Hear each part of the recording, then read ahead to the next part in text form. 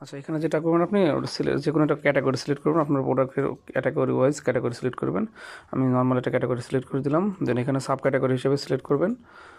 দেন sub category, তারপর যদি category দরকার হয় সেখানে সিলেক্ট করবেন, না হলে করার দরকার নেই। জাস্ট আমি এমনিতেই ক্যাজুয়ালি সিলেক্ট করতেছি এখানে।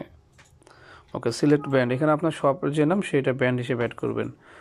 ব্যান্ডের নাম সার্চ দেওয়ার জন্য যেটা করবেন, আপনাকে জাস্ট এখান থেকে প্রেস করে ডেস্কটপ সাইড করে নিলেন। দেন এখানে জুম জুম করে সিলেক্ট ব্যান্ড করতে গেলে এখানে আপনি সার্চ দেবেন, আপনার শপ নেম লিখে সার্চ দিলে অটোমেটিক চলে আসবে এখানে।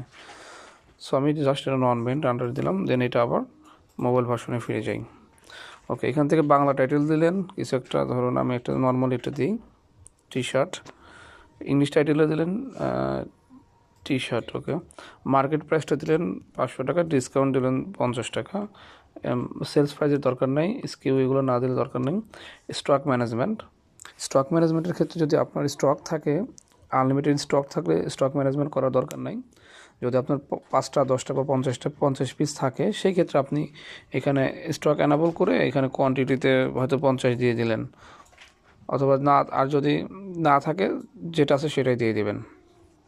ওয়ারেন্টি টাইপ, যদি আপনার প্রোডাক্টের কোনো ওয়ারেন্টি থাকে সেখানে ওয়ারেন্টি টাইপ এখানে সিলেক্ট করবেন। যদি ওয়ারেন্টি টাইপ না থাকে, কোনো দরকার না থাকে, সেখানে জাস্ট শুধু কী করবেন, নো ওয়ারেন্টিতে প্রেস করে দেবেন, কোনো কিছু করতে হবে না।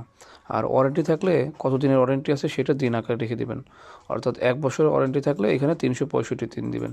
যেহেতু আমার ওয়ারেন্টি নাই, আমি জাস্ট 0 সিম্পলি প্রেস করে দিলাম। ওয়ারেন্টি পলিসিটা কি, যে কী কী কারণে আপনার ওয়ারেন্টিটা ভঙ্গ হতে পারে, অর্থাৎ ওয়ারেন্টি থাকবে না, সেই পলিসিটা এখানে লিখে দেবেন। হট ইন বক্স, বক্সে কী থাকবে, অর্থাৎ আপনি যখন প্রোডাক্টটি কাস্টমারকে দিবেন, সেই ক্ষেত্রে প্রোডাক্টের সাথে আর কিছু দিবেন কি না, যদি কোনো গিফট বা কোনো কিছু দিয়ে থাকেন সেটা লিখে দিবেন। ধরুন আমি একটা টি শার্ট দেবো, যেহেতু এই ফরম্যাটে লিখবেন on X T shirt, on X T shirt. Then এর সাথে যদি কোনো গিফট থাকে সেটা হবে, আপনার যে প্রোডাক্ট সেটা লিখবেন কি অন এক্স আপনার প্রোডাক্টের নাম।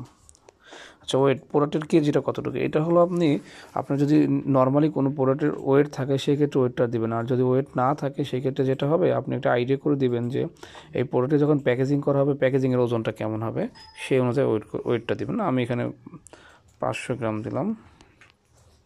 আচ্ছা, লেন্থ হবে, ধরুন আপনি আপনি হলো গিয়া বোতল যখন দিচ্ছেন বা কোনো একটা কার্টুন পাঠাবেন, সেই কার্টুনের লেন্থটা কতটুকু হবে সেইটা দেবেন। এটাকে আপনাকে এক্স্যাক্টলি যে দিতে হবে, মেপে দিতে হবে এমন কোনো কথা নেই, জাস্ট আপনি আইডিয়া করে দিবেন এখানে।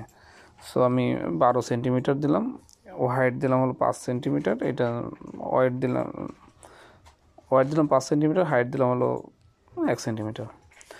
এটা নর্মালি দিচ্ছি, আপনি আপনার যেটা দরকার হবে সেটা। আমি আবারও বলছি, 100% অ্যাপ্রোপ্রিয়েট হতে হবে না, জাস্ট আইডিয়া করে দিয়ে দিবেন এখানে।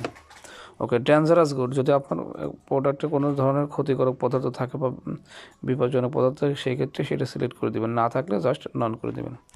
ডেসক্রিপশন, এবার ডেসক্রিপশনটা হলো আপনার প্রোডাক্টের বর্ণনা, আপনার প্রোডাক্টটা কী কী এলিমেন্ট দ্বারা বানানো বা প্রোডাক্টের উপাদান কী, বা প্রোডাক্টটি কতদিনে, আপনি যদি আপনার প্রি অর্ডার হয়ে থাকে সেক্ষেত্রে আপনি এখানে লিখে দেবেন প্রোডাক্টটি প্রি অর্ডার বেস, এবং কতদিনের মধ্যে ডেলিভারি দেবেন সেটা লিখে দেবেন।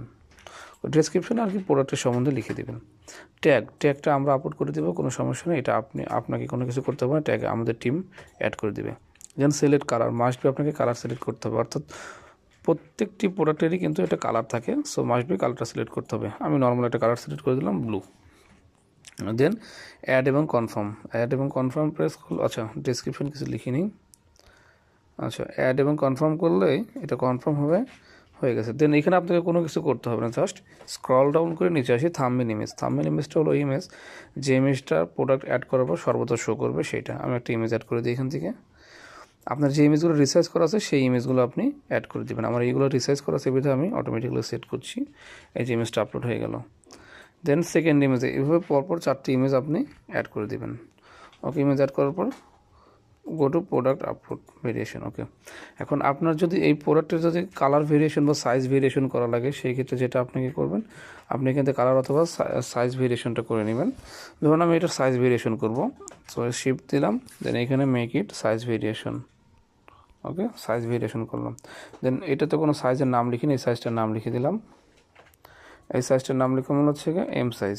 ওকে, দেন নতুন একটা প্রোডাক্ট অ্যাড করলাম, এটা আমি দেবো হলো সাইজ নেব হচ্ছে এল সাইজ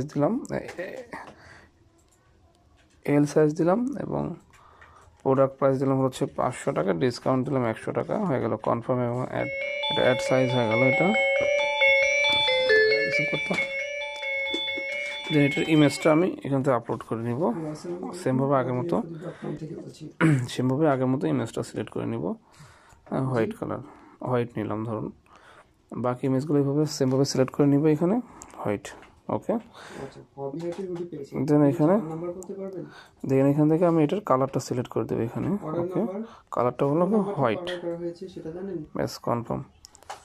দেন এইটা হয়ে গেল, আপনার পুরোটা অটোমেটিক্যালি অ্যাড হয়ে গেল, আর কিছু করতে হবে না। এটা আমাদের অ্যাডমিন টিম এরপরে এটা অ্যাপ্রুভ করে দেবে। ধন্যবাদ।